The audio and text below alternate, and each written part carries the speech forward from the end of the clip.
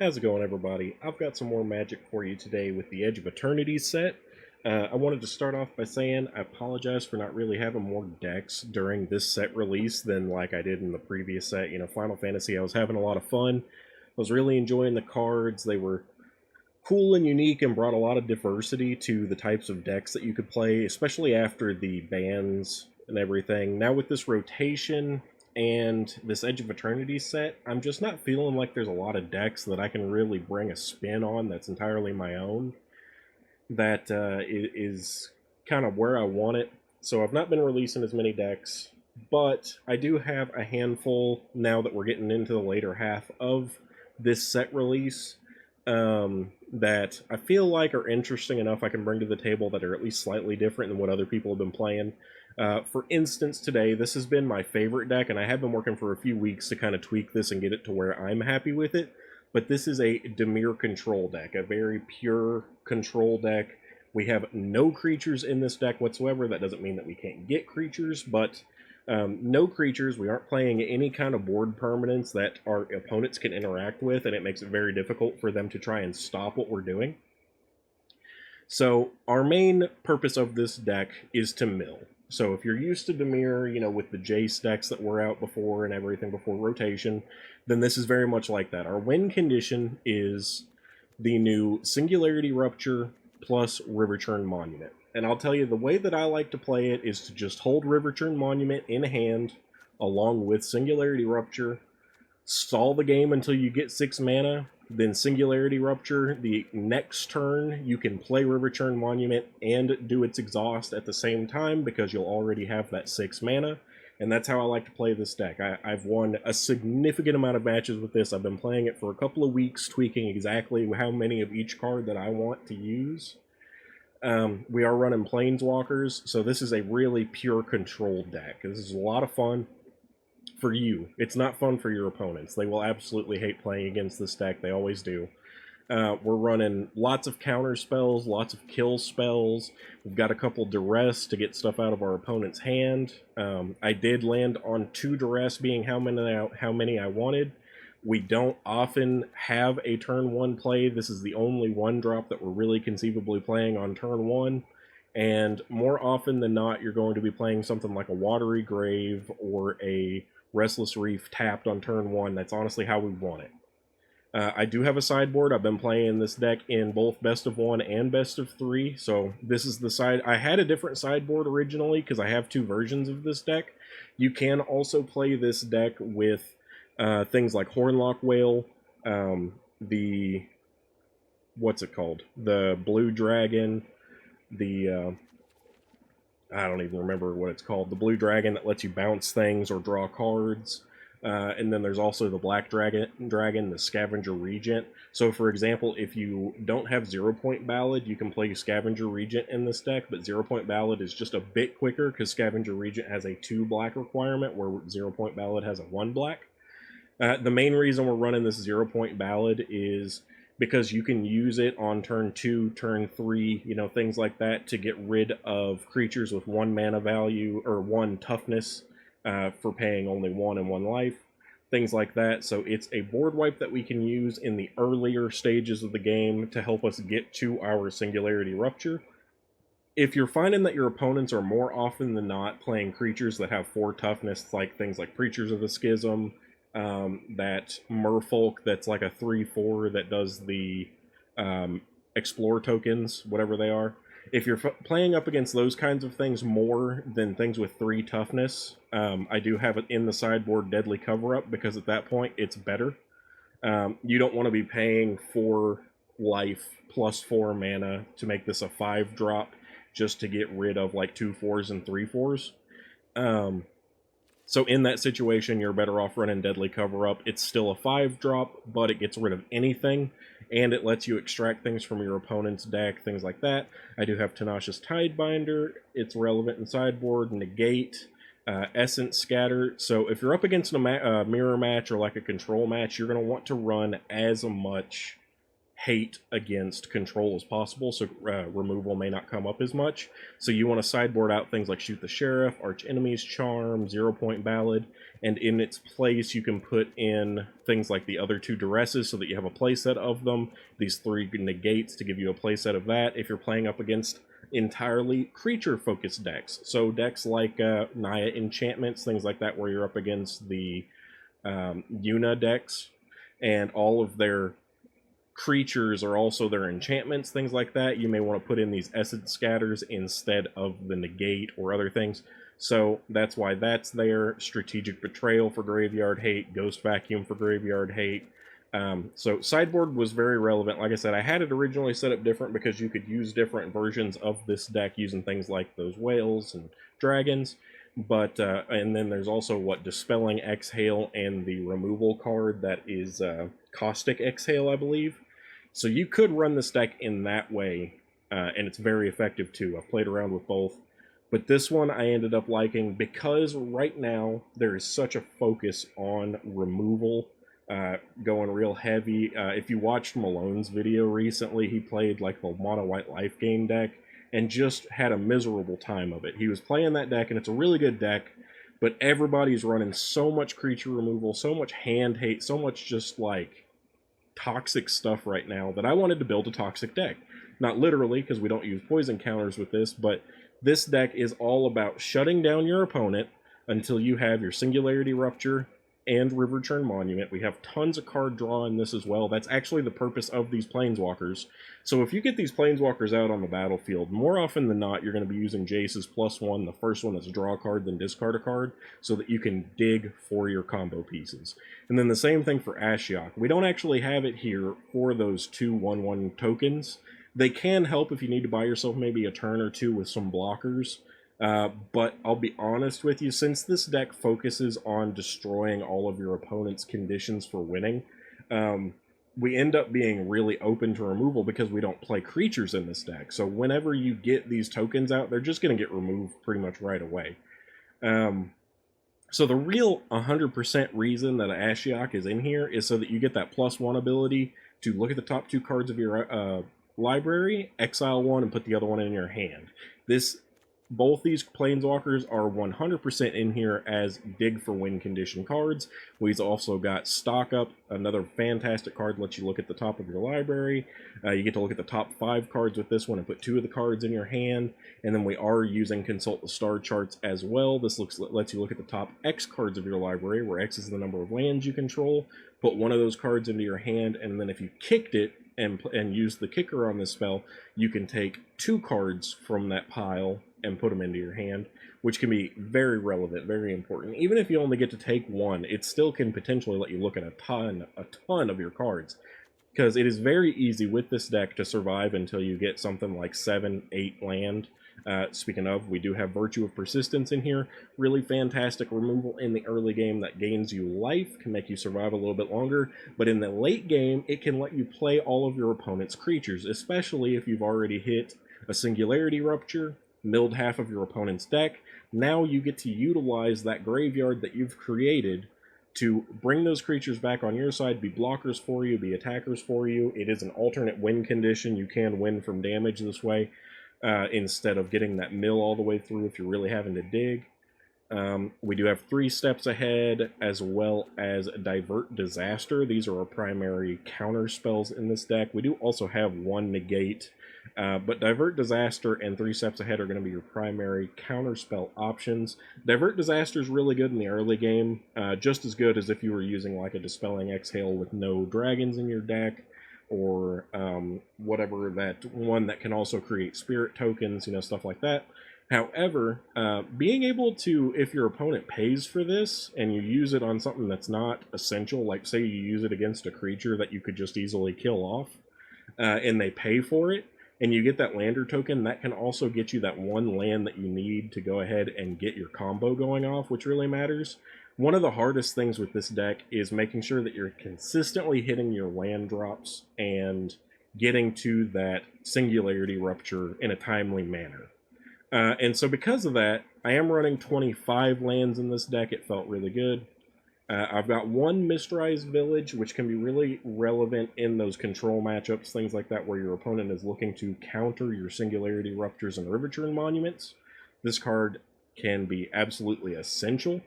I'm only running it as a one-of, but because of how much we dig through our deck, you will find it more often than you think.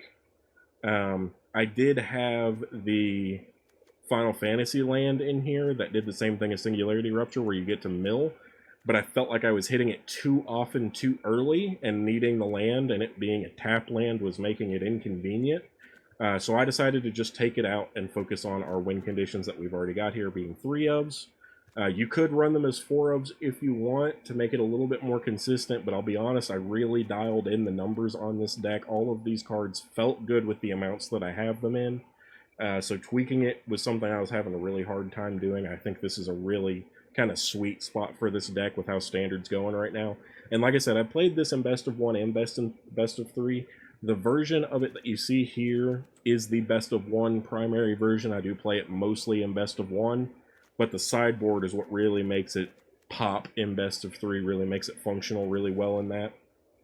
But anyway, I've kind of more or less gone over the whole deck. We did get really lucky with Dimir getting the Watery Grave, so we've got a good Pain land or Shock land that we can go with here in the lands. We've still got Starting Town, which is fantastic.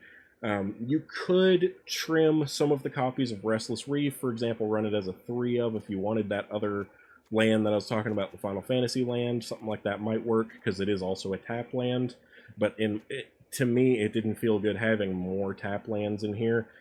Restless Reef is really good on its own if you get to a point where you just need to kind of get your opponent over that last couple of cards to mill them, or if you need a really good Death Touch blocker, or if you need something that can push in damage on your opponent. These can help with that, so it's very versatile. It's also going to be a big target for a lot of, if your opponent's playing Demolition Fields, stuff like that, they'll try and target it with this, or target this with it, that's what I meant. Let's see, trying to think if there's any cards that I missed here. Obviously, I covered most of the new cards. 0 Point Ballads, really, really good early game board wipe. We've got the Divert Disaster from Edge of Eternities as well, because that lander can be really pivotal. And then also Singularity Rupture, the main card of the deck, lets you mill half of your opponent's library. And then I guess also we have Archenemy's Charm. This is a really good, it is 3 black specific, so it can be kind of hard to get online always. You do have to be a little bit mindful of the lands that you play specifically because of this, because you want to get that 3 black online as soon as possible in case this card comes to your hand and you need it. But it has so much modality, so much versatility in that you can use it to exile a creature or planeswalker, which is huge. You can return 1 or 2 creature cards or planeswalker cards from your graveyard to your hand, so you can get back your Jace, you can get back your Ashiok, and you can get rid of your opponent's planeswalkers, which I think is even bigger, in my opinion, like one of the more useful abilities of this card. It's also just a good removal, which is really fantastic. You can get rid of your opponent's creatures, and then you can also put 2 1/1 counters on target creature you control, and it gains lifelink until end of turn. That's going to come up way less than any of the other 2 options. However, it is still really good to have. Anyway, that pretty much covers the deck and sideboard. I think I've gone over everything at this point. I'm going to go ahead and get into games. I'll be playing Best of 1 like I usually do. Hopefully you guys like this. This deck has been my favorite to play for the past 3 weeks. I've really enjoyed it, and I'm looking forward to showcasing it for you guys. It took me a little bit of time to get the wild cards, to get like the 0 Point Ballads and stuff like that. But like I said, hopefully you guys like it. This one's been a lot of fun.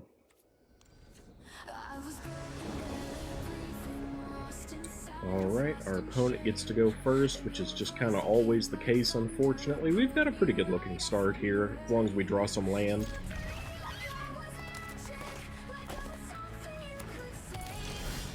Okay, tap land is fine.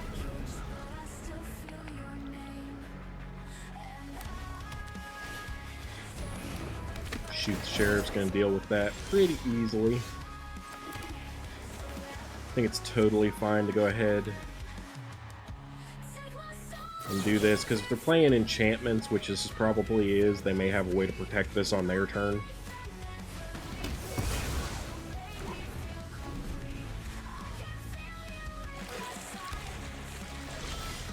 Okay, looking good. I think I'm gonna go ahead and go Watery Grave tapped here.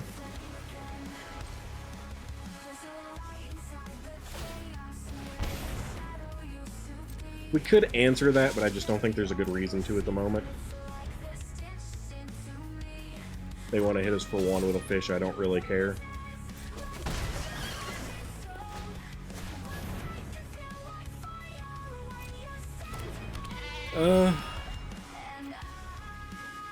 I don't know whether shooting that's actually worthwhile. I think I'm going to consult the star charts here.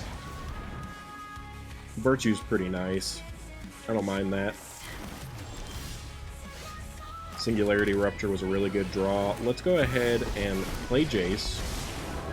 Get a little draw discard going.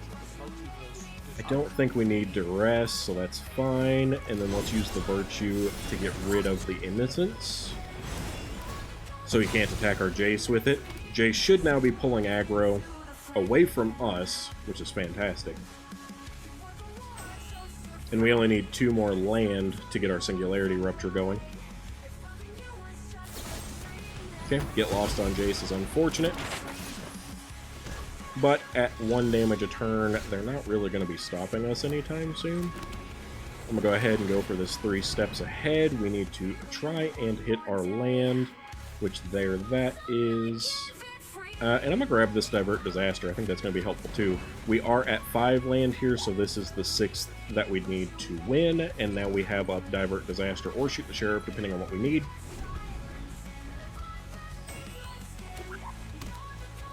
Okay.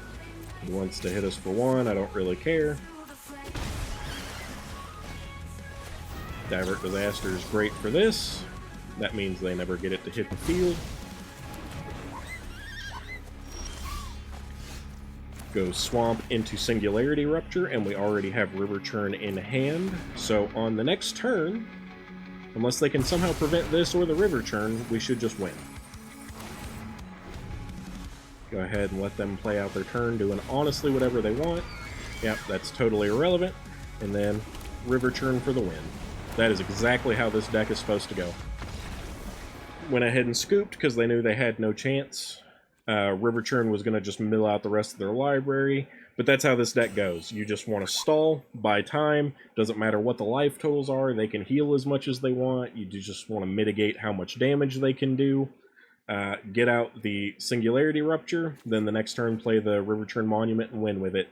By not playing out the River Churn Monument until the very last turn that you need to use it, you keep it from being able to be affected by any kind of board presence. They can't just exile it, they can't destroy it, and once you get it out on the battlefield and do the exhaust ability, even if they use something to remove it at that point, once you trigger that exhaust ability, it's going to happen. They're going to mill their cards, so if they remove it at that point, it doesn't matter.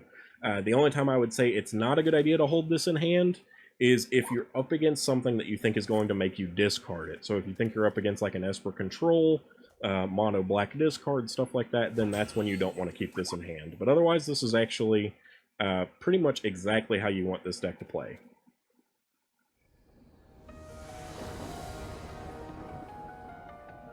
Alright, we get to go first, which is super, super rare for me. We've got a Restless Reef going in tapped. This seems fine, though.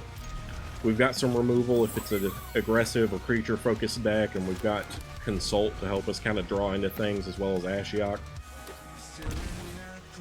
Okay, this looks like it is going to be a moderately aggressive deck. We can go ahead and pass here, keeping up Shoot the Sheriff.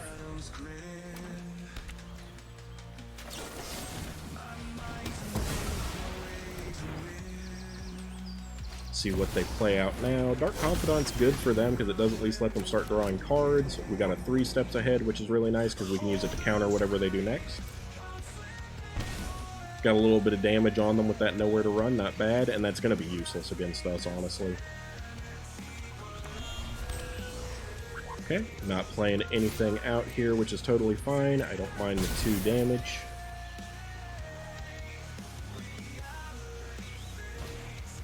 And then we don't want them to have a creature because that gives them a lot of upside. So we're going to go ahead and counter that, which will hurt just a bit because we do have starting towns, but that's fine. We have an Arch Enemy Charm now, which is fantastic. Gonna hold that up, most likely gonna be using that on this turn.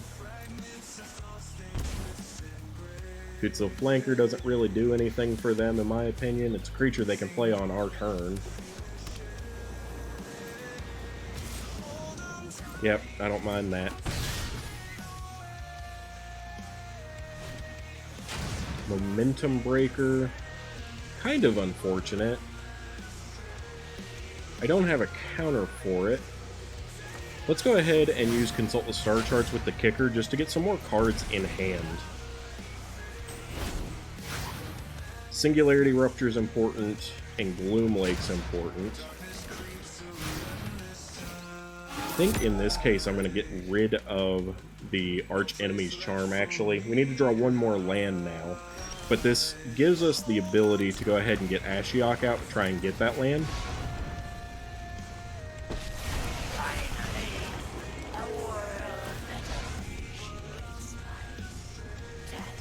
We do get a Starting Town, which enters tapped, which is unfortunate, so hopefully we do still get some other kind of a land before having to play it.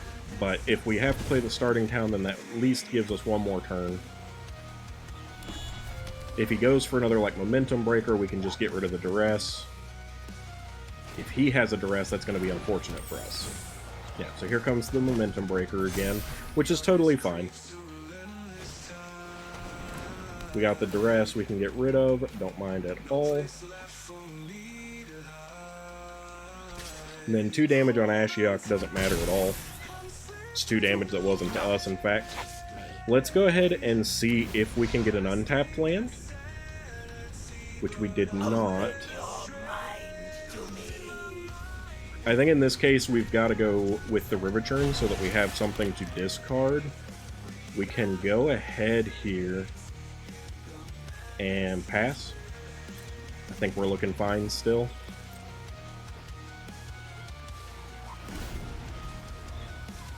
Now we have 2 cards we can potentially discard if we need to.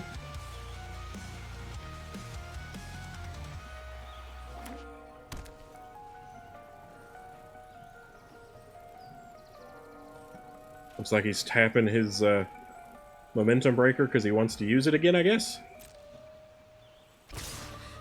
I could animate my land, but I don't want him to kill it, so we don't care. Just let him hit Ashiok, it doesn't matter at all.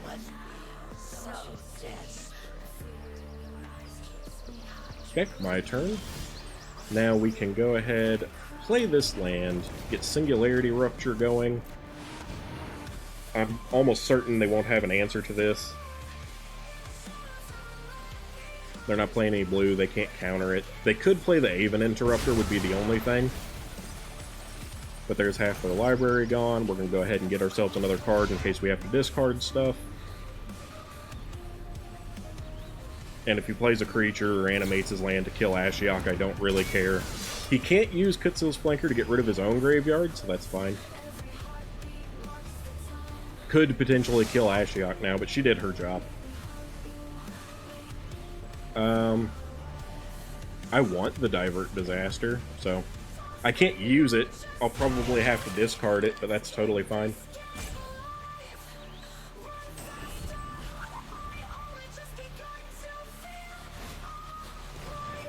Duress doesn't work because we made sure to take the second River Churn Monument. So unless he has 2 of them, we're in a good spot. Yeah.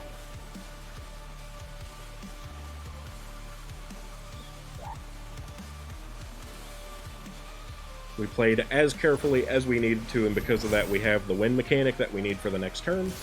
Nothing they do here can stop us from winning. Yeah, so killed Ashiok, did 3 damage to us, but now we can just play out the River Churn Monument and win. So that mattered. Making sure that we played around their discard was really important. Like I had said in the previous match, if you're playing up against something that you think might make you discard the River Churn like we did here, it might be worth playing it out early. It does give them the opportunity to try and interact with it. I don't think this deck could have, though they could have had something in white, like an Exercise or a... I can't even remember it. There's a 1-drop card that you can choose to get rid of enchantments artifacts or give your creatures +1/+1, so that could have been something that we might have had to contend with. But because we played smart and made sure that we had 2 River Churns in hand, they couldn't get rid of both. We got lucky they only had 1 Duress. So yeah, just played that well. Really good second game. We'll see if we can get a good third one.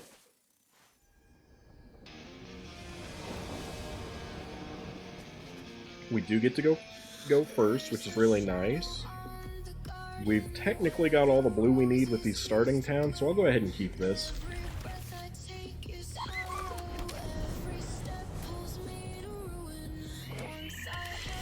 Okay, no creatures yet from our opponent, which is fine. I've got to decide whether I want to do the star charts now or wait. I'll probably use it on this turn because I don't have any reason, I don't have anything to do with it going forward, or I don't have anything else on this turn. Yeah, I still feel like that's probably the right play. We're going to want to get rid of the tiny bones. Let's go ahead and do this, see what we can get. Maybe we can get some land or something going.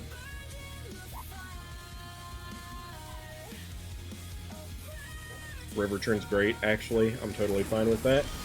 Let us go ahead, play our other starting town, and we're going to get rid of Tiny Bones just because we don't want to deal with it.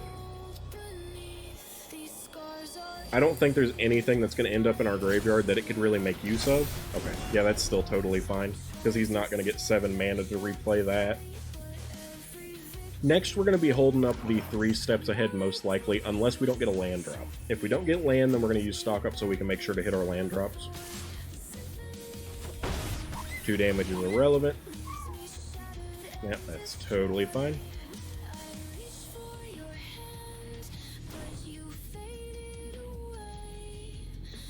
If our opponent's holding kill spells, they're going to be totally useless. We're going to use the stock up here for land, like I said. And all we want is land. Let's just go island and swamp. Go ahead and play out the island. Now we're going to be looking to use 3 steps ahead, potentially for 5 mana so that we can draw 1 more land, hopefully an untapped one. Unstoppable Slasher is a really big problem for us, unfortunately. So we are really, really going to need this land. Or an Archenemy's Charm. Okay. Go ahead and pass here. We're going to be looking for 3 steps ahead to draw us cards. And to counter whatever they do, obviously. If we can get land for the next turn, then we should be good. Yep, just go ahead and let them do this. If they don't play anything for us to counter, we'll kick the star charts. Because that's more likely to get us exactly what we need.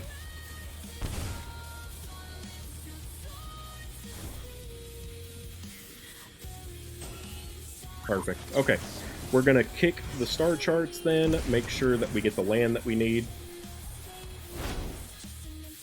Which is here. We could even go with a Virtue, which is nice.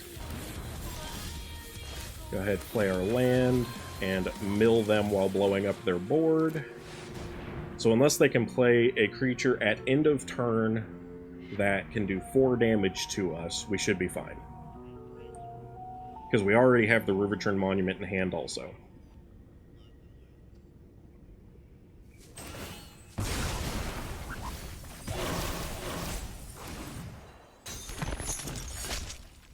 Looking pretty good for us so far, based on what we just saw go in the graveyard.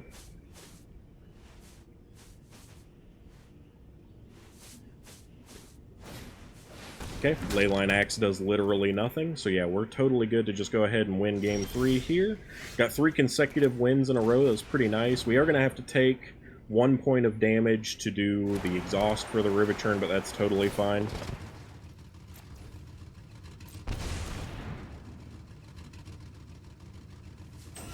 And there we go, Game 3 win. You guys got to see how this deck runs. It is very consistent, actually, as long as... It is one that you got to think a lot, but a Dimir Control deck is one that you would obviously feel like you need to think a lot for. This is my favorite version. You know, they're sitting with nothing but, like, removal in their hand more often than not that they absolutely can't do anything with. and I love that. We got through their whole deck. We can take a little look at it real quick if we want. Even it looks like they were trying to do a death touch poison kind of thing, which is actually really good. They even had this so that they could give their creatures trample, I think. Is that what that does? Yeah, it gains trample and +1/+0 until end of turn. Yeah, they didn't exactly have what they needed.